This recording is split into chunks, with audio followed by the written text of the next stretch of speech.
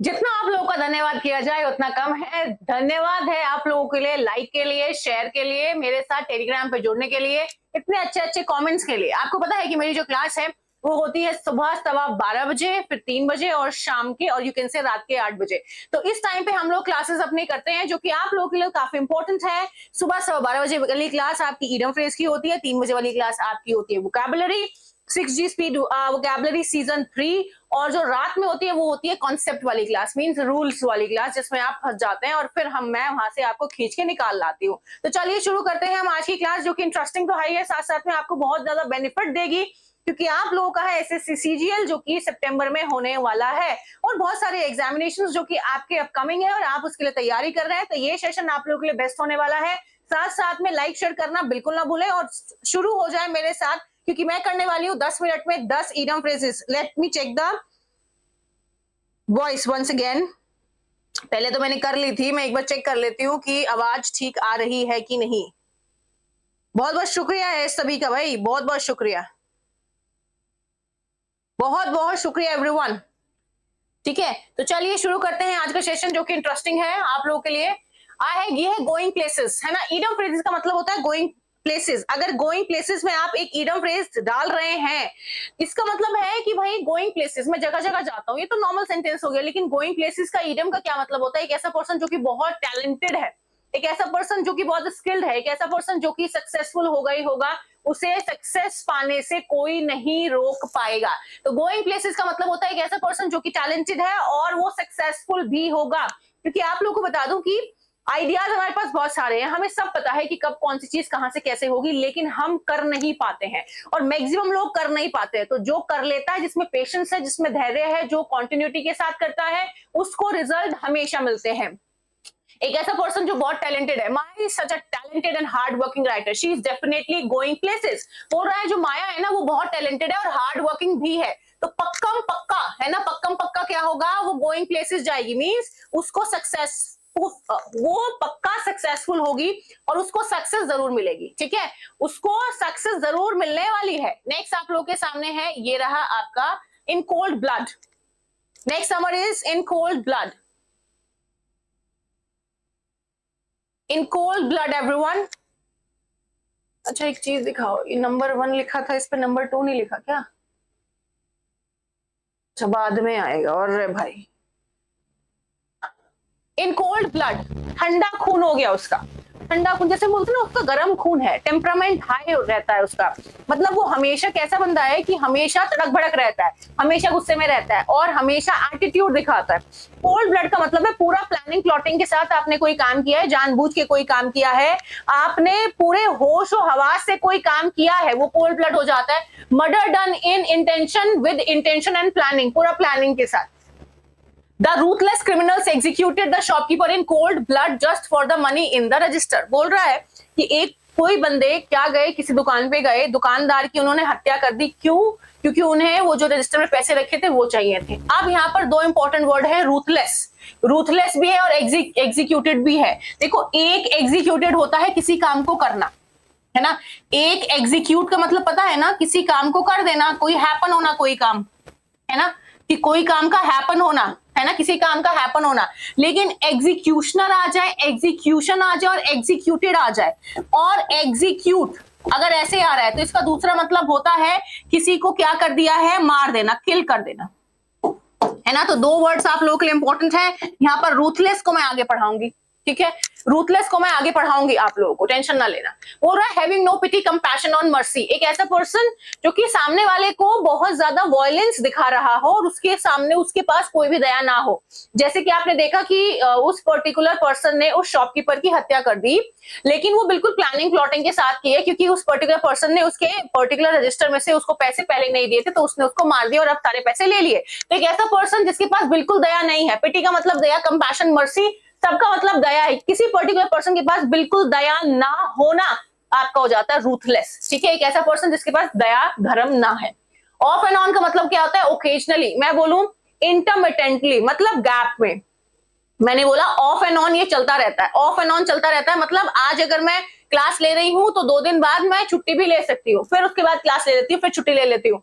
मतलब जिस तरीके का मेरा कंटेंट है, मैं कभी भी आप लोगों के समक्ष आके खड़ी हो जाती हूँ और मैं बताती हूँ कि भैया ये पढ़ना है, ये तो करना ही है, अगर नहीं पढ़े तो प्रॉब्लम। ठीक है, it rained of and on through out the entire afternoon. बोल रहा है जो बारिश है वो ऑफ एंड ऑन हुई है, मतलब इंटरमिटेंट हुई है, गैप में हुई है, मींस अभी हो गई फिर बंद हो गई, अभी हो गई फिर बंद हो गई, अभी हो गई फिर बंद हो गई। तो कोई ऐसी चीज जो कि ओकेजनली हो रही है ना, हो रही है, गैप्स में हो रही है, इंटरमिटेंटली हो रही है, उसको हम बोलते हैं ऑफ एंड ऑन। जैसे कि यहाँ बोल रहा है कि भाई इतने टाइम तक मैंने कुछ नहीं खाया और इतने टाइम पे मैंने फ्रूट खाया, तो मैं क्या खाती हूँ, पूरा गैप रखती हूँ अपने खाने में, फिर फ्रूट खाती हूँ, फिर थोड़ा सा खाना खाती हूँ, ये खाना रखा हुआ है यहाँ पे, तो मैं खाना भी खाती हूँ, फ्रूट भी खाती हूँ और गैप रखती हूँ, 16 घंटे की फास्टिंग में रखती हूँ, जिससे कि मेरी बॉडी को रिपेयर होने का टाइम मिल जाए। नेक्स्ट नंबर आप लोग के सामने hard and fast. Hard and fast का क्या मतलब होता है कि जैसे मैं बोलूं कि कोई चीज फिक्स ना होना, मैं बोलूं कि यार इतना हार्ड एंड फास्ट नहीं है, अगर आपको कंटेंट अच्छा लगे तो आप जरूर आओ, और आपको एक बार कंटेंट अच्छा लग गया तो आप कहीं जा नहीं पाओगे। तो आप लोगों का मन है कि आपको क्या करना है, तो कोई कोई कोई कोई स्ट्रिक्ट रूल नहीं बनाया मैंने। आप लोगों को अच्छा लग रहा है तो आइए, पढ़िए, बैठिए, सीखिए और अपने घर जाके फिर से रिवाइज करिए, सोना तो है नहीं। अब बोल रहा है the venue has not set a hard and fast date for the grand opening yet. बोल रहा है जो वेन्यू है पर्टिकुलरली उसकी डेट अभी हमने फिक्स नहीं करी है और ना ही जगह फिक्स करी है ना। तो कोई चीज फिक्स ना करना और कोई चीज का स्ट्रिक्ट होना। स्ट्रिक्ट देख रहे हो कि यहाँ टीचर आके खड़ा हो गया, जिसको हम इन्विजिलेटर बोलते हैं, वो आके खड़ा हो गया और बोल रहा है पीछे मुड़ के बिल्कुल ही देखना। तो ये कैसा पर्सन हुआ, ये कैसा पर्सन हुआ जो बहुत स्ट्रिक्ट है ना, कैसा पर्सन हो जो कि बहुत स्ट्रिक्ट है, वो देख रहा है क्या कर रही है, इसके दिमाग में गुजर पुजर चल रही है ना। स्क्रिबलिंग बोलते हैं, ये जो गुजर पुजर होते हैं ना, इसको बोलते हैं स्क्रिबलिंग, है ना, SCRIBBLING, स्क्रिबलिंग। नेक्स्ट नंबर आप लोग के सामने टुक टू हील्स, है ना। टुक टू हील्स का मतलब होता है डर के मारे भाग लेना कहीं से, डर के मारे भाग लेना मतलब run away in fear when the thieves heard the police siren. जब चोरों ने पुलिस का सायरन सुना, जो होता है ना वो, they took to their heels and scattered into the alleyway। important word और new word, new word. Alleyway क्या होता है, चोर कहां भागते हैं, गलियों में, पता है ना। पुलिस आ जाएगी और चोर है कहीं पे और पुलिस का सायरन बजेगा तो चोर कहां भागेंगे, रोड से तो भागते नहीं, क्योंकि रोड पे तो इजीली गाड़ी आ जाती है। ऐसी जगह पे भागेंगे जहां पर गाड़ियों का आना थोड़ा सा मुश्किल रहता है, और या फिर पीछे, रोड के कोई पीछे साइड हो, या फिर गलियों का पीछे साइड हो, या फिर घरों के पीछे, है ना, जहां पे छोटी छोटी आपकी क्या होती है, लेन होती है, उसको हम लेन वे भी बोल सकते हैं, लेन वे। ठीक है, तो एलीवे का मतलब क्या होता है, पहले तो टुक टू हील्स का मतलब क्या हो गया कि उसने अपने एरिया उठाई और भाग लिया, डर के मारे भागना, डर के मारे भाग गया। तो ये देख लो पीछे गो आ रहा है गोरिल्ला और डर के मारे भागे जा रहा है। अब बोल रहा है एलीवे क्या हो जाता है, देखो पढ़ना और समझना। बोल रहा है इज अ नैरो पैसेज, पतली जगह, रोड के पीछे वाली रोड है ये, जो कि बहुत पतली सी है ना। स्ट्रीट और लेन, है ना, गली या फिर लेन टिपिकली लोकेटेड बिटवीन और बिहाइंड बिल्डिंग्स, बिल्डिंग्स के बीच में होती है पतली सी, या फिर बिल्डिंग के पीछे होती है। जब भी कभी आप लोगों का ऐसे सपोज करिए कि कोई ऐसा पर्टिकुलर पर्सन है जो कहीं से भागने की कोशिश कर रहा है, एस्केप होने की कोशिश कर रहा है, तो वो किसी मेन रास्ते से नहीं आएगा, वो छुपे हुए रास्ते से आएगा, और जो छुपा हुआ रास्ता है उसको हम एलेवे बोलते हैं और लेन वे भी बोल सकते हैं, है ना। एलेवे और क्या कहते हैं, और लेन वे, ये दोनों वर्ड्स आप लोग रखिएगा, इनको हम वाव वर्ड्स में रख सकते हैं अपने, ये आपके वाव वर्ड्स इंपॉर्टेंट है। ठीक है, ये सब कुछ मिलेगा यार तुम लोगों को, तो टेंशन ना लेना। कीप अप का मतलब होता है टू कीप अप विद, है ना, हमेशा इसके साथ विद लगाना है, to keep up with, to keep in touch और स्टे इन्फॉर्म्ड। मतलब जैसे मैं बोलूं कि मैं बाहर गई हूँ घूमने, तो मेरे पापा जो हैं वो हर 2 घंटे बाद पूछते हैं कहाँ हो, कहाँ हो, कहाँ हो, कहाँ हो, कहाँ पहुंच गए, कब आओगे, कब आओगे, कब आओगे। तो मैं उनको बता रही हूँ। स्टे इन्फॉर्म्ड का मतलब है कि 2-2 घंटे बाद, 4-4 घंटे बाद बताते रहो कि आप कहाँ पहुंच गए और कितने बजे तक आ रहे हो। तो बोल रहा है कीप इन टच, टच में रहना, या फिर स्टे इन्फॉर्म रखना। Technology is changing so rapidly, rapidly का मतलब होता है फास्ट, है ना, रैपिडली मीन्स फास्ट। देखो ये सब कुछ आप लोगों को लिखा हुआ मिलेगा आपके पीडीएफ में, जो कि आपको मिलेगी टेलीग्राम पे, इंग्लिश बाय स्वाति तंवर पे, जो कि इंपॉर्टेंट है। It's hard to keep up with the latest trends. बोल रहा है जो टेक्नोलॉजी है वो डेली चेंज हो रही है, कुछ ना कुछ आ रहा है, तो मेरे लिए बहुत डिफिकल्ट हो रहा है कि मैं उस पर्टिकुलर चीज के साथ कॉप अप करूं, मैनेज करूं, या फिर उस पर्टिकुलर चीज के साथ टच में रहूं, सीखूं उन सब चीजों को। तो ये बोल रहा है, ठीक है, टू कीप अप विद रखते हैं हमेशा आपके बाद। मेक अ क्लीन ब्रेस्ट, बोल रहा है कि भाई जैसे बोलते हैं मेरी छाती पे बहुत बोझ है यार, मुझे मेरी छाती का बोझ कम करना है, ऐसे बोलते हैं ना कि कोई आपने गलत काम कर दिया, छाती पे बोझ कब होता है? जब कोई गलत काम कर देता है कि यार मैंने उसके थप्पड़ मार दिया था, मेरी छाती पे बोझ है, मुझे उसकी मम्मी को बताना चाहिए कि मैंने ही उसको थप्पड़ मारा था। ठीक है, तो छाती पे बोझ होना मतलब कन्फेस करना, है ना? किसी क्राइम को कन्फेस किया जाता है। अगर किसी क्राइम के बारे में आप किसी को बता रहे हैं तो वो कन्फेशन होता है, और बोल रहा है कन्फेस विदाउट रिजर्व, मतलब आप अपने अपने में नहीं है, आपने कन्फेशन कर दिया है, आपने बता दिया है जो भी आपने क्राइम किया है उसके बारे में। ठीक है, तो बोल रहा है during the police interrogation the suspect, suspect का मतलब है जिसके ऊपर संदेह है, जिसके ऊपर डाउट है, make a clean breast of his involvement in the crime, means जब उससे पुलिस पूछ रही थी कि भाई ये काम तूने किया है, तो उसने बोला कि मैं अब छाती से अपने वजन हटाना चाहता हूं, मैंने बोल दिया हाँ मैंने किया है, पकड़ लो, है ना? तो वो भी सही नहीं था, बट ठीक है तूने बोल दिया, बहुत अच्छी बात है भाई। ठीक है, तो बोल रहा है कि during the police interrogation the suspect made a clean breast of his involvement in the crime, उन्होंने बोल दिया कि मैं नहीं करा था भाई, इसकी जेब से पैसे मैंने चुराए। ठीक है, तो इसने चुरा के बैठा हुआ है। हेड्स विद रोल, हाथ जो आपका हेड है वो घूम रहा है, roll roll rolling rolling rolling rolling. ठीक है, तो देखो हेड्स विद रोल का मतलब क्या है कि जब भी आपका हेड घूमेगा, है ना, तो क्या होगा, पनिशमेंट मिलेगी। तो देखो जो कौन है, टॉम है, जेरी को कैसे मार रहा है ना, उसको कितना पीटे पड़ा है ये, है ना, तो बोल रहा है सिवियरली पनिश्ड, इसने कुछ गड़बड़ की होगी तो वो पीटे पड़ा है उसका। When the CEO find out about the massive data breach, breach का मतलब समझते हो ना, ब्रीच का मतलब होता है ब्रेक रूल्स, और किसी ने कोई आपके पर्टिकुलर डेटा के साथ टेम्परिंग की है। अगर आपने कल का मेरा जो सेशन है 3 बजे वाला वो देखा होगा तो आप इसको अच्छे से कर लेंगे। ब्रीच का मतलब है रूल्स को ब्रेक करना। जब सीईओ को पता चला कि बहुत बड़ा, मैसिव मतलब बहुत बड़ा, है ना, कोई बहुत बड़ा जो है डेटा ब्रीच हुआ है, डेटा उनका डेटा कहीं और चला गया है, तो वो क्या करेगा, वो सिवियरली पनिश करेगा लोगों को, है ना। तो हेड्स विद रोल, अब जब आपके कोई सर पे मारेगा तो आपका सर घूम जाएगा ना, तो जैसे ही चांटा लगेगा वैसे ही आपका सर घूम जाएगा, तो सिवियरली पनिश। सिवियरली मतलब बहुत ज्यादा खराब तरीके से किसी को पनिशमेंट देना, रेप्रीमेंड भी बोलते हैं पनिश को, कई बार पूछा गया है। तो देख लो कितना पिट रहा है बेचारा, क्या करे, पिटने दो। मेक नो बोन्स अबाउट, बोल रहा है मेक नो बोन्स, बोन्स का मतलब हड्डियां होती है, हड्डियां नहीं बनती, जो बन गई एक बार बन गई बस टूटती हैं, ठीक है, बस टूटती हैं, हड्डियां बनती नहीं है। इसका मतलब क्या होता है कि बिना हेजिटेशन के सामने वाले को कुछ भी बोल दो, है ना, आपको हिचक नहीं हो रही बिल्कुल। बोल रहा है do not have any hesitation in anything, she made no bones about her dissatisfaction with the new company policy.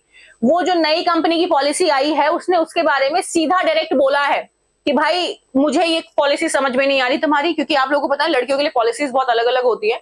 अगर आपकी शादी हो गई है तो आपने शादी क्यों कर ली, ये आपके लिए क्राइम है, उनके लिए क्राइम है। मतलब अगर आपने बेबी प्लान कर लिया है तो आपने बेबी क्यों प्लान कर लिया है, ये उनके लिए आपने क्राइम कर दिया है, आपकी अपनी कोई पर्सनल लाइफ नहीं होनी चाहिए। इसीलिए अगर कोई ऐसा सोचता है छोड़ो और अपना कुछ करो, ऐसा करो कि सामने वाले का मुंह खुला खुला रह जाए।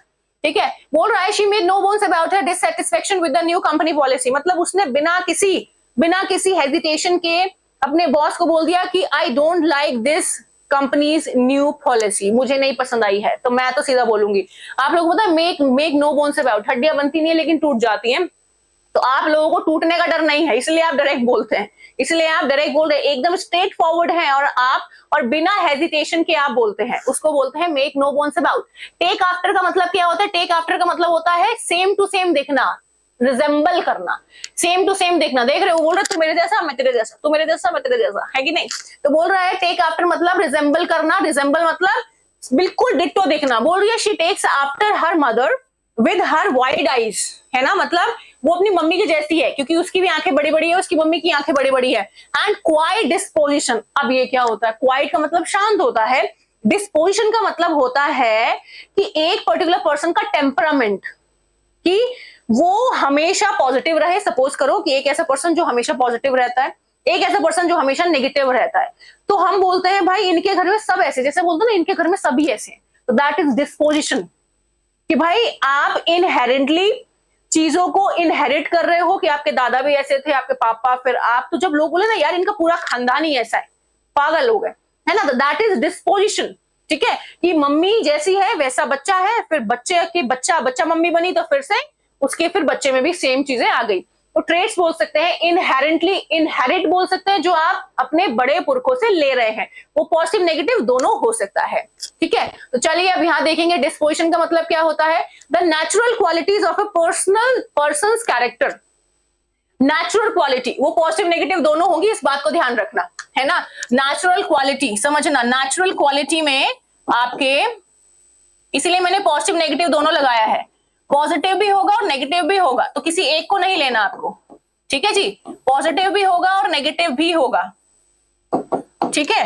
Natural quality means positive negative. ये देखो कि हर एक परिस्थिति में खुश रहने वाला, अच्छी चीजें हैं तो भी दुखी रहने वाला, तो एक ऐसा पर्टिकुलर पर्सन जिसका कैरेक्टर ही नेचुरली उस तरीके से बिहेव करता है, और बहुत सारी चीजें उसने इनहेरिट करी है अपनी मम्मी से, पापा से, दादा से, दादी से एंड ऑल, ठीक है, ये हो जाता है। तो बोल रहा है persons inherent qualities of mind and character और the way someone is arranged, she has a cheerful disposition and really gets upset. बोल रहा है कि उसकी मम्मी भी ऐसी थी, एकदम बिंदास, तो वो भी ऐसी है, वो भी ज्यादा टेंशन नहीं लेती है ना, ज्यादा टेंशन नहीं लेती, तो वो क्या करती है, एकदम चीयरफुल रहती है, मस्त रहती है, टेंशन फ्री रहती है किसी से भी, ठीक है। तो ये था आपका आज का 10 ईडियम फ्रेजेस। मुझे ऐसा लगता है कि हमने कितने मिनट में करें, 16 मिनट होगी। तो जो आपको ये बोलता है ना 10 मिनट में 50 ईडियम या 40 ईडियम या 100 ईडियम करा देंगे, स्कैम है, ठीक है, क्योंकि 10 मिनट में देख लो इतने से नहीं हो पाए हमसे, बट हम डेली करेंगे तो हम एक दिन जरूर अच्छा कर लेंगे, हमें पता है, ठीक है। तो ये सब आपको मिल जाएगा, आप लोगों के लिए ही है, सब कुछ अपने पास रखिएगा। जो जो मैंने बताया है, सिर्फ पीडीएफ लेने से काम नहीं चलेगा, क्योंकि जो मैं बोल रही हूँ वो भी बहुत इंपॉर्टेंट है बच्चों, ठीक है। तो ये है आपके आज का सेशन, जो कि काफी इंटरेस्टिंग था, मुझे ऐसा लगता है। अगर आपको लगे इंटरेस्टिंग तो मुझे जरूर बताना, और मुझे बताना कि हम किस तरीके से और इसको अच्छा बना सकते हैं, या और कोई आपके पास स्कोप्स है बनाने की अच्छा, या फिर कुछ और ऐसा जो हम इसमें ऐड ऑन कर सकते हैं, है ना। तो आप लोग के जो वो है सजेशंस मुझे हेल्प करेंगे और ज्यादा अच्छा ग्रो करने में, और आपको अच्छा और चीजें सिखाने में। तो आप लोगों को ध्यान रखना है, अभी 12:15 बजे वाली क्लास तो हो गई, देखो मैं यहाँ पर आप लोगों का वो लगा रही हूँ पीडीएफ आज की, तो आप लोगों को ध्यान रखना है कि ये पीडीएफ आप लोगों के लिए इंपॉर्टेंट है, लेकिन सिर्फ पीडीएफ से काम नहीं चलेगा, सिर्फ पीडीएफ से काम नहीं चलने वाला बच्चों, याद रखना, आपको पढ़ना भी पड़ेगा, क्लास भी लेनी पड़ेगी, ठीक है जी।